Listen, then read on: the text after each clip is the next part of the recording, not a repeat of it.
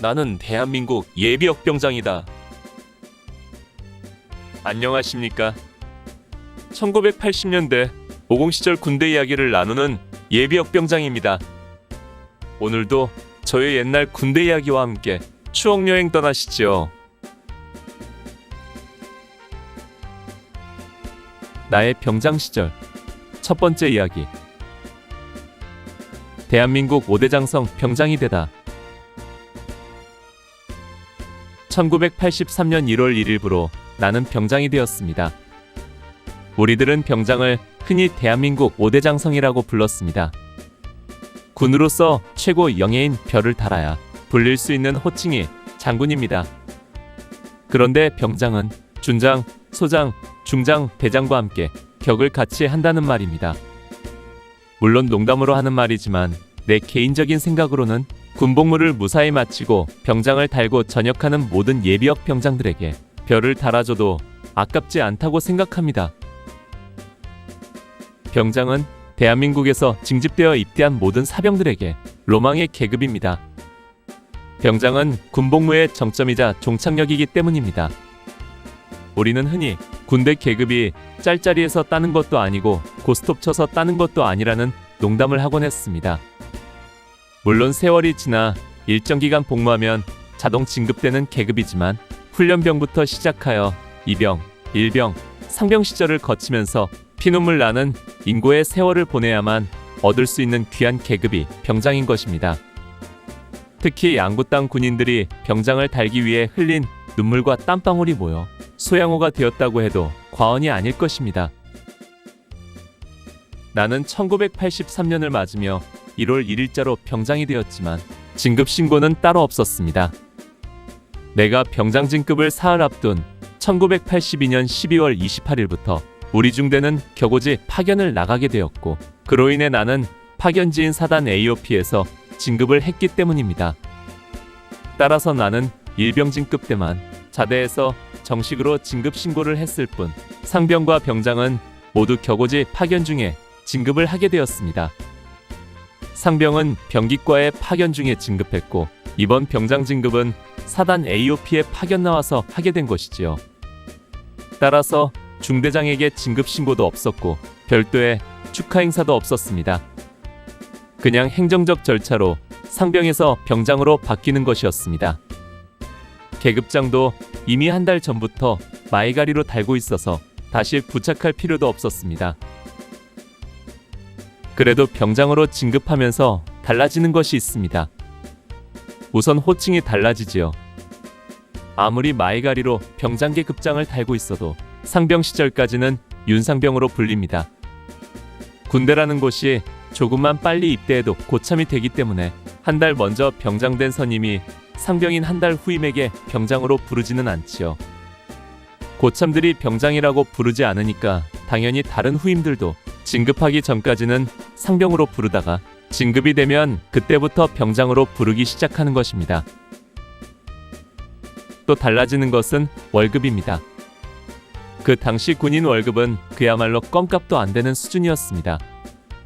쥐꼬리가 아니라 쥐꼬리의 터럭 하나 정도였지요. 내가 입대했던 1980년에 2등병 월급이 2,700원, 1병이 3,000원, 상병 3,400원, 병장 3,900원이었습니다. 그나마 1981년은 경제가 어렵다는 이유로 동결했고 1982년에는 조금 인상하여 2등병 3,000원, 1병 3,300원, 상병 3,700원, 병장 4,200원이었습니다. 그러다가 1983년 되면서 다시 조금 인상되어 2등병 3,200원, 1병 3,500원, 상병 3,900원, 병장 4,500원이 되었습니다.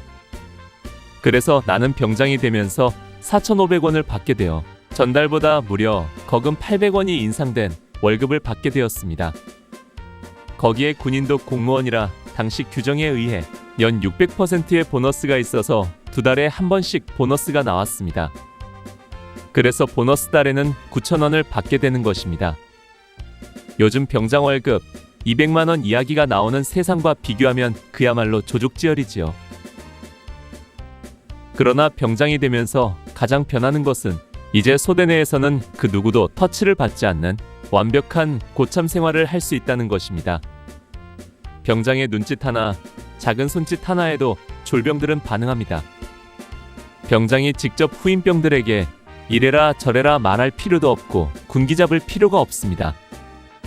큰 소리 낼 것도 없습니다. 소대가 돌아가는 분위기를 보고 있다가 상병들에게 점잖게 한마디만 하면 됩니다. 그러면 상병들이 알아서 군기반장이 되어 졸병들을 교육시켜 소대가 원활하게 돌아가도록 합니다. 또한 병장은 건수만 있으면 교육열애, 근무열애, 점호열애를 합니다. 배당, 세탁물 감시, 화기 감시 등등 합법적인 임무 수행으로 열애할 이유는 많았습니다. 그래서 병장을 소위 매트리스 군번이라고 부릅니다. 매트리스 위에 누워서 시간을 보내면 된다는 뜻이지요. 어느 누가 이런 말을 했습니다. 병장만 계속 시켜준다면 군대 말뚝 박겠다. 그러나 교육사단인 노도부대에서 그렇게까지는 할 수 없지만 그래도 그동안 지나온 세월에 비해서는 수월한 군 생활을 할 수 있게 된 것은 사실입니다. 그렇다고 병장 시절이 아무 걱정이나 어려움이 없는 것은 아닙니다. 가장 큰 걱정은 이제 얼마 남지 않은 군 생활을 건강한 몸으로 마치고 전역하는 것입니다. 험악한 산악이 주무대인 우리 노도부대에서 뜻하지 않은 불상사가 항상 우리 앞에 도사리고 있기에 100번 1000번 조심해야 하는 것입니다. 그래서 군대에서는 말년이 되면 침상도 건너뛰지 말고 떨어지는 낙엽도 피해 걸으라는 말이 있습니다. 평소에 예사롭게 하던 행동이나 환경도 어느 순간 뜻하지 않은 위험으로 다가올 수 있다는 말입니다. 또 하나의 걱정은 미래에 대한 것입니다. 이제 사회로 복귀할 시간이 얼마 남지 않았기 때문에 전역 후에 무엇을 할 것인지 생각을 정리하고 결정을 해나가야 합니다. 대학교를 다니다가 입대한 사람은 복학을 하고 직장이 확실한 사람은 복직하면 되지만 농사를 짓거나 큰 비전이 없는 직장을 다니다 입대한 사람들은 사회에 나가서 입대 전에 하던 것을 계속할 것인지 아니면 다른 길을 찾아야 할 것인지를 결정해야 하는 것입니다. 또 미래를 위한 걱정에는 결혼 문제도 있었습니다. 요즘이야 결혼 연령이 늦어져서 그런 걱정을 하지 않지만 그 당시는 군에서 전역하면 곧바로 결혼 정년기였습니다. 입대 전에 결혼을 한 사람이야 그런 걱정을 안 해도 되었지만 애인이 있거나 없거나를 떠나서 미혼인 사람들은 일륜지 대사인 결혼 문제를 미래 직장 문제와 함께 결부하여 걱정 안 할 수가 없었습니다. 나 역시도 결혼을 약속한 사람이 있었고 전역을 하면 너무 늦지 않게 결혼할 생각을 하고 있었지만 그렇다고 결혼 자금이나 독립된 가정을 꾸릴 자금이나 대책은 전혀 없었습니다. 아무튼 고참을 넘어 갈참이 되어가는 병장 시절입니다. 이제부터 저녁 특명이 며칠 단위로 끊어지는지에 신경을 쓰며 떨어지는 낙엽도 피해서 걷고 침상도 건너뛰지 않으며 몸조심하다 온전하고 건강한 몸으로 부모님께 돌아가야 하는 것이 말년을 준비하는 병장의 사명이자 생활 방식이었습니다. 짤짤이하거나 고스톱을 쳐서 딴 것이 아닌 오롯이 내 몸과 정신력으로 감내하며 이겨온 결과로 얻은 소중한 병장 시절이 시작됩니다. 오늘 추억여행에 함께 해주셔서 감사합니다. 다음 이야기를 기대해 주시고 구독과 좋아요 부탁드립니다. 항백